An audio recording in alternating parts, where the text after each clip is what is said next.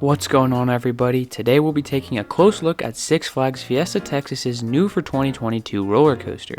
If you haven't heard yet, the park's adding a new mini dive coaster manufactured by Bolliger and Mabillard, aka B&M for short. It's going by the name of Dr. Doofenshmirtz's Clothes Hanger, Dr. Diabolical's Cliffhanger. I actually predicted a mini dive as one of the options for the park's next coaster, but I'll be the first to say I messed up with the whole Axis coaster prediction.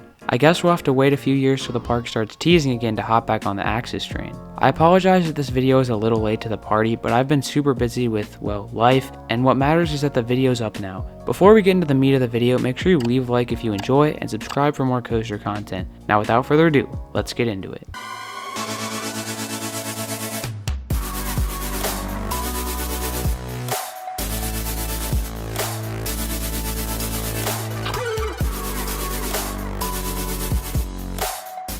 Okay, to start things off, you gotta know the basics. On Wednesday, July 28th, Six Flags Fiesta Texas became the first park in America to announce a major coaster for 2022. 2022 will be the park's 30th anniversary, and Dr. D should give the park a nice boost in attendance along with extra attention. I have to commend Jeffrey Siebert and the rest of Fiesta's team for the amazing quality of the announcement. Can we just take a moment to admire this?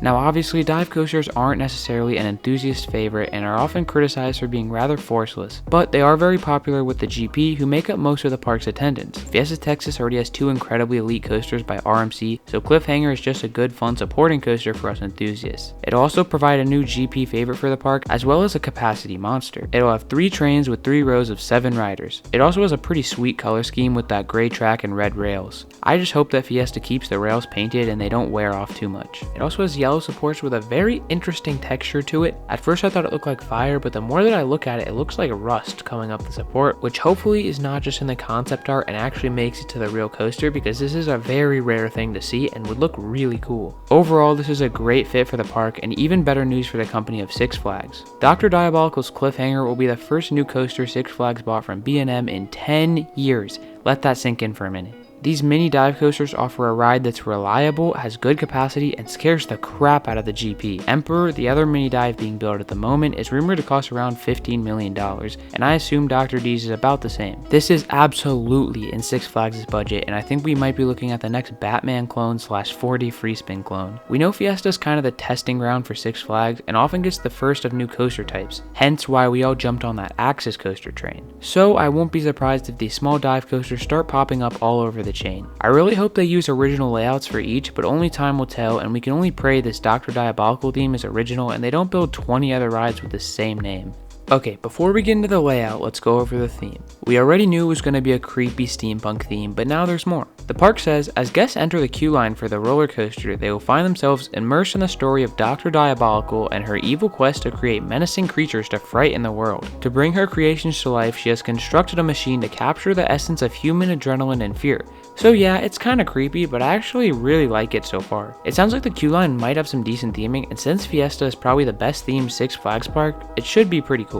The only ride I can think of that has a remotely similar theme is Dr. Doom's Freefall at Islands of Adventure. It also happens to be themed to a supervillain named Dr. D, and is a machine trying to use your fear as fuel for his weapons. Coincidence? Maybe, but probably not. Even if Six Flags did use this as an inspiration, it's different enough to still be pretty sweet. But the real question is, who is Dr. Diabolical? From what I could tell, he was a supervillain in some DC comics, though I don't know a ton about that, so you can let me know in the comments below if you know. The theme for the ride is centered around a woman, so maybe they changed up the character a bit for this ride. What's funny is that people have been absolutely praising this theme for being original, and while yes, it somewhat is because it hasn't been used before, it's still a DC theme. I mean, look at the message at the bottom of the POV. Either way, it's still a cool theme, and I'm excited to see what the park does for it. Honestly, I don't completely understand the hate for some of these DC themed rides. Some people would rather have the coaster themed to some random tree or something rather than a movie character, which while yes, I do agree with this somewhat, it isn't bad that they have movie / comic book character themes. Alright, now let's get into the fun part, the ride experience. You'll board the train and be greeted with the B&M vest restraints. This isn't really a surprise because pretty much all modern B&M loopers have these. They don't give as much airtime as the classic over-the-shoulder restraints would give, but it is what it is. After the floor drops out and the gates open, you'll take a slight left-hand turn into the 150-foot lift hill. Once you get to the top, you'll get some nice views of Iron Rattler, then turn 90 degrees to the right facing Whitewater Bay. You then have that holding brake that makes this a dive coaster. After you dangle there for a few seconds, you'll drop 150 feet down, the world's steepest drop on a dive coaster. Most dives are around the 90-degree mark, and Cliffhanger will be 5 degrees steeper at 95. Now I know this is a bit of a gimmicky record going only 5 degrees, but at the same time it will make the drop a bit better, and honestly I'm happy to see Six Flags chasing some records because they really didn't have to. Also, I guess they mean steepest B&M dive coaster, because if you're counting all dive coasters with the holding brake, rides like Hang Time are actually steeper. The drop is often the best part of dive coasters, and that extra steepness should make this drop quite fun and have some strong floater airtime. That might even be ejector. Then again, you might not notice too much of it with the vest restraints, but you should still feel it, especially with a drop of that size and that steepness. This is where you reach your top speed of 60 miles per hour and head into the first inversion and Immelman. This is normal for B&M dive coasters, but since Dr. D's is a mini dive, it might be a bit whippier than the Immelmans on Valraven, Griffin, etc. Those are slower and therefore focus more on hang time, but Cliffhangers looks to be faster and maybe better. This is kind of a general consensus with Emperor and Dr. D's. There are some other mini dives overseas, but we don't really have any here in North America, so all of us American enthusiasts are kind of wondering what will be better, the bigger dives or the smaller ones. Let me know in the comments below your prediction.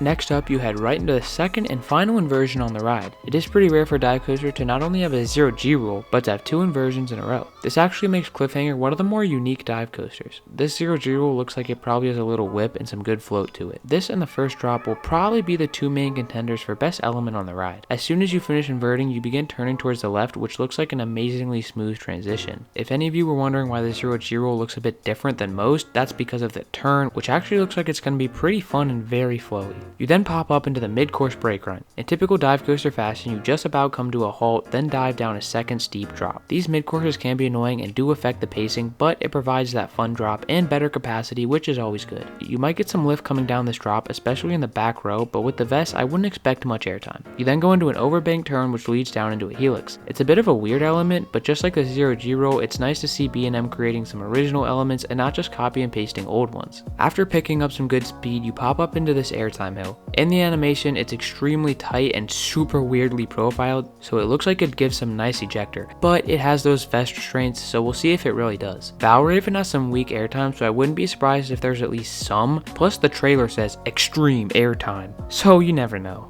You then go into another low to the ground helix, this time turning right instead of left. You should pick up some nice speed here, then pop up into the brakes.